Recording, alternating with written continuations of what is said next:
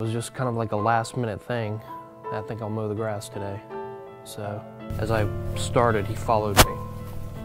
And then there's a part in the backyard where I have to pull in between the shed and a tree stump. And then there's the fence there.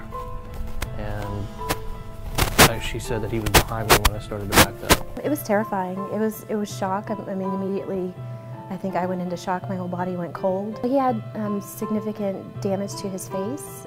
He lost a portion of his left jaw and fractured his left jaw pretty much from here to here. The missing portion of his jaw is about right here on the bottom. He also lost almost all the tissue from the left side of his face. He also had to have a lot of work done on his arm. He lost half of his left hand, all of the fingers on his left hand, and a portion of the bone in his lower arm on the left side of his body. So they had to put in a feeding tube, they had to put in a trach to help him breathe. And then they had to use skin from his thighs to replace the tissue that was missing on his face. One of his biggest obstacles right after it happened was the need for blood. He lost a lot of blood in the accident. It's impressive to hear that for my son, that people went and stood in line for 5-6 hours. And usually, you go and you have to sit in line for 5 hours to do anything. You turn around and walk away. It's just too long. But they were staying, and it was words can't express. I mean, it was extremely, it was a great thing. It really was.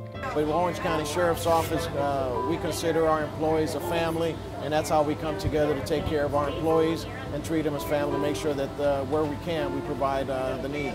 Well, you got to give it because sometimes you might need it. The donors that donated before he even had the accident, clearly those are the ones who saved his life. People who didn't know about Jacob, people who didn't know that this was going to happen to him, they're the ones that were able to save his life because they just did what they normally do. They saw the big red bus, or they saw an ad somewhere, or they just have a routine that they donate blood whenever they can. The units of blood that the Florida Blood Center's already had, those are the units of blood that saved his life. And all the people who donated afterward, some of those units of blood may have been used in his surgeries, they may not have been, but we were able to release them. There were so many units of blood collected that we were able to release almost all of them, most of them, to other people who throughout the summer who had accidents. Being in law enforcement for 16 years, you start becoming really cynical towards people, towards life, and